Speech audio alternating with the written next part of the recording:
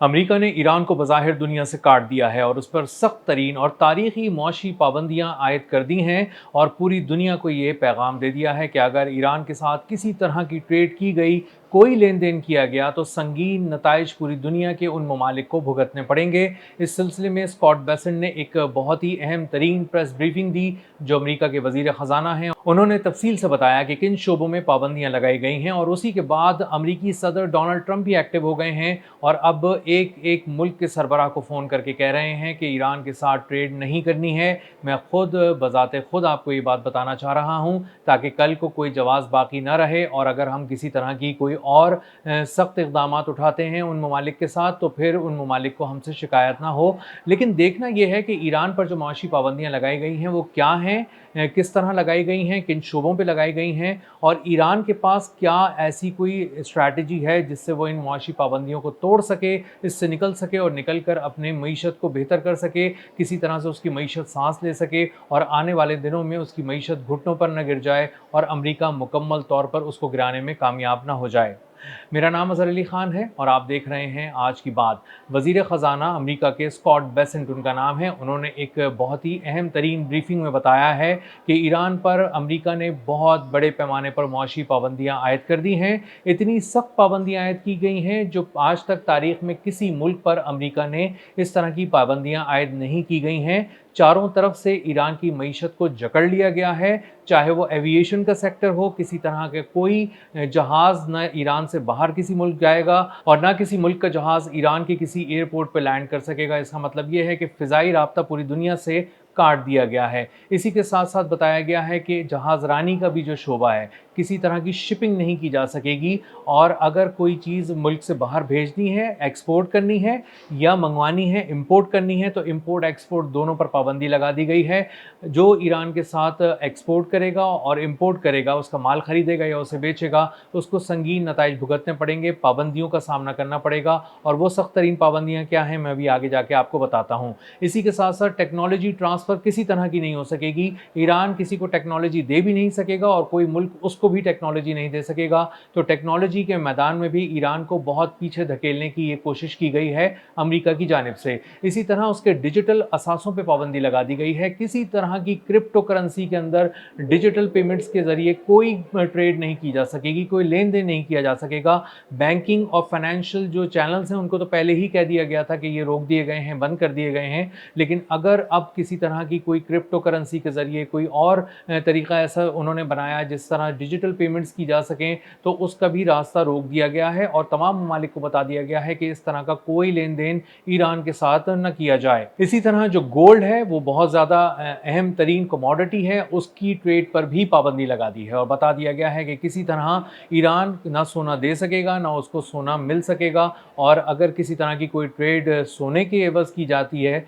तो उसको भी रोक दिया जाएगा, उस पर भी पाबंदी आयद की गई है। अब बताया ये गया है कि अगर किसी तरह की कोई ट्रेड इस तरह करने की कोशिश किसी मुल्क ने की ईरान के साथ तो उसको मुआशी पाबंदियों का सामना करना पड़ेगा। ख़ास तौर पे वो डॉलर सिस्टम से आउट कर दिया जाएगा। इसका मतलब ये है कि वो उसको पूरी एक जो डॉलर की एक इकॉनमी खड़ी की गई है, ख़ास तौर पे पेट्रो डॉलर के हवाले से भी और दुनिया भर में जो एक डॉलर के हवाले से इकॉनमी चल रही है उससे वो मुल्क आउट हो जाएगा। इसका मतलब ये है कि उसको किसी और करेंसी में काम करना पड़ेगा और कोई और करेंसी वाइडली एक्सेप्टेबल नहीं है दुनिया के अंदर। डॉलर ही है जो पूरी दुनिया के अंदर चलता है और डॉलर से हटकर अगर कोई मुल्क ट्रेड करेगा तो उसकी मईशत वैसे ही गिरना शुरू हो जाएगी। अब इन सख्त तरीन मुआशी पाबंदियों का जवाब ईरान कैसे दे रहा है? ईरान साफ अल्फाज में बता रहा है कि हमारे लिए ये पाबंदियां कोई सरप्राइज़ नहीं हैं। हम बरसों से इस दिन की तैयारी कर रहे थे। हम जानते थे कि ये दिन आएगा। हम जानते थे कि अमेरिका कुछ ऐसी मुआशी पाबंदियां लगाएगा जो तारीख़ी किस्म की होंगी, आज तक नहीं लगाई गई होंगी और पूरी दुनिया से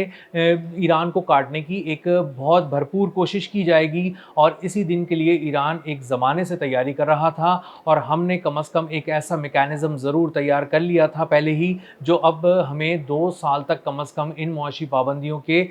लागू होने के बावजूद भी सांस लेने की इजाज़त देगा, हमें ट्रेड करने की इजाज़त देगा, हम पैसे दुनिया से कमा भी सकेंगे और दुनिया के साथ ट्रेड भी कर सकेंगे। वो मैकेनिज़्म क्या है ایران یہ نہیں بتا رہا، لیکن ایران نے اس کی ایک جھلک جنگ کے دوران اس وقت دکھائی جب اس نے ان جنگ کے 5-6 مہینوں کے اندر $18 ارب سے زیادہ کا تیل ایکسپورٹ کر دیا۔ اس کے باوجود کہ سخت ترین دنیا میں معاشی پابندیاں تھیں، لین دین پر پابندی عائد تھی، کوئی اس سے تیل خرید نہیں سکتا تھا، نہ ایران کسی کو تیل بیچ سکتا تھا، اس کے باوجود بھی ایران نے تیل بیچا اور دنیا نے اس کا تیل خریدا۔ اور اسی کے باوجود کہ وہاں پر نیول بلاکیڈ لگا ہوا ہے آبنائے ہرمز کے قریب، بحیرہ عرب کے قریب، اور یہاں سے پرشین گلف سے کسی کو کچھ تیل لینے دینے کی اجازت نہیں تھی اور خریداری کی اجازت نہیں تھی، اس کے باوجود بھی ایران نے اس بات کو انشور کیا کہ اس کی ایکسپورٹس ہوتی رہیں، چاہے وہ شیڈو فلیٹ کے ذریعے ہوتی رہیں، چاہے بیچ سمندر میں پہنچنے کے بعد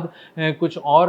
ٹینکرز کے ذریعے کسی اور ٹینکر کے اندر آئل شفٹ کیا جائے۔ اور اسی طرح ایک فلوٹنگ بینک جو ایران نے بنایا تھا، جو IRGC کا ٹول کلیکٹ کہلاتا تھا، اور وہ جاتا تھا اور شپ کے پاس جا کر وہاں سے پیمنٹ وصول کرتا تھا اور اس کے بعد کہیں اور چلا جاتا تھا۔ اور مسلسل ٹریکنگ کے ذریعے یہ بات ثابت ہوئی کہ ایران کے جہاز درمیان میں جا کر سمندر کے تیل ٹرانسفر بھی کرتے ہیں جہازوں کے اندر، اور وہاں سے پیمنٹس بھی وصول کرتے ہیں اور اس کے بعد کسی اور لوکیشن کی طرف چلے جاتے ہیں۔ اس کا مطلب یہ ہے کہ ایران کے پاس ایک پیرالل میکینزم تھا جو فول پروف تھا اور امریکہ اس کو نہیں توڑ سکا۔ ایران کے بہت سے جہاز وہاں سے گزرتے رہے، لیکن امریکہ کے اندر اور اس کی فوج کے اندر یہ ہمت نہیں تھی کہ وہ نیول بلاکیڈ کے باوجود، بحری ناکہ بندی کے باوجود ان جہازوں کو روک سکے، ان کو چیلنج کر سکے۔ اور بعض کیسز کے اندر تو ایران کے جو جہاز تھے وہ ہارن بجاتے ہوئے گئے، شور مچاتے ہوئے گئے اور بتا کر گئے کہ وہ یہاں سے گزر رہے ہیں، روک سکتے ہو تو روک کر دکھاؤ۔ اور جب امریکہ نے اس کو دیکھنے کی کوشش کی تو انہیں اندازہ ہوا کہ ایران کی بحریہ اس کی سپورٹ پر ہے، اس کی بیک پر ہے،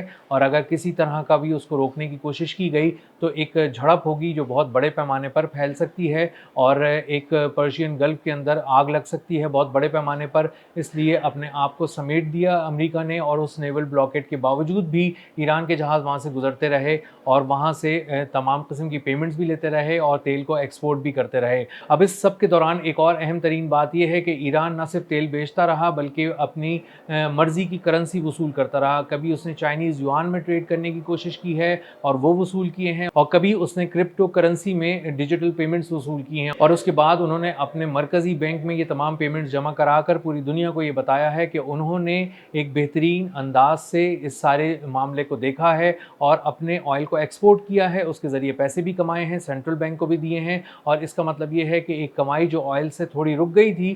جو سینکشنز کی وجہ سے انڈر پریشر تھی، اس جنگ کے اندر ایران کھل کر سامنے آیا اور اس نے کہا کہ اگر اسی طرح للکار کر چیز کو بیچنا ہے تو ہم للکار کر بیچتے ہیں، اور اگر امریکہ روک کر دکھا سکتا ہے تو روک کر دکھائے، اور امریکہ اس ساری صورتحال میں ناکام رہا۔ اب اس میں سب سے اہم ترین چیلنج کیا ہے امریکہ کے لیے؟ ساری معاشی پابندیاں جو وہ لے کر آیا ہے، اور ڈونلڈ ٹرمپ ایک ایک سربراہ مملکت کو فون کر کے کہہ رہے ہیں کہ ایران کے ساتھ ٹریڈ مت کرنا۔ سب سے چیلنجنگ پہلو یہ ہے کہ چائنا 90% تک تیل خریدتا ہے ایران سے، اور کیا آپ چائنا کو پابند کر سکتے ہیں کہ وہ امریکی دھمکیوں کے بعد بھی اس سے تیل نہیں لے گا؟ اور امریکہ کیا چائنا کو ڈرا سکتا ہے، چین کو ڈرا کر کہہ سکتا ہے کہ اگر یہاں سے تیل لینے کی کوشش کی تو میں تم پر اتنی سخت ترین پابندیاں عائد کر دوں گا کہ تمہاری معیشت گھٹنوں پہ گر جائے گی؟ ایسا چین کے ساتھ امریکہ نہیں کر سکتا۔ چین ڈنکے کی چوٹ پر آج تک تیل خرید رہا تھا اور آنے والے دنوں میں بھی اندازہ ہوتا ہے کہ وہ تیل خریدتا رہے گا۔ تو ایران اس وقت بہت مضبوط ہے، اور اس کے باوجود بھی کہ امریکہ نے اس پہ بہت ہی سخت گھیرا اس بار ڈالا ہے، لیکن اس کے لیے ایران پہلے سے تیاری کر رہا تھا۔ اس نے بہت سارے کام ایسے کیے ہیں، بہت ساری ایسی متبادل حکمت عملیاں تیار کی ہوئی ہیں جس سے یہ معاشی پابندیوں سے نمٹ سکے گا، اور آنے والے دنوں میں اندازہ یہ ہوگا کہ جس طرح عسکری طور پہ امریکہ ناکام ہو گیا اور اس کے تمام حملے بہت زیادہ ہونے کے باوجود بھی ناکام ہو گئے، اسی طرح معاشی پابندیاں بھی اپنا اثر آنے والے دنوں میں کھو دیں گی۔ اب تک کے لیے اتنا ہی، ملتے ہیں اگلے ولاگ میں کسی نئی خبر، نئے تجزیے اور نئے زاویے کے ساتھ۔ اللہ حافظ۔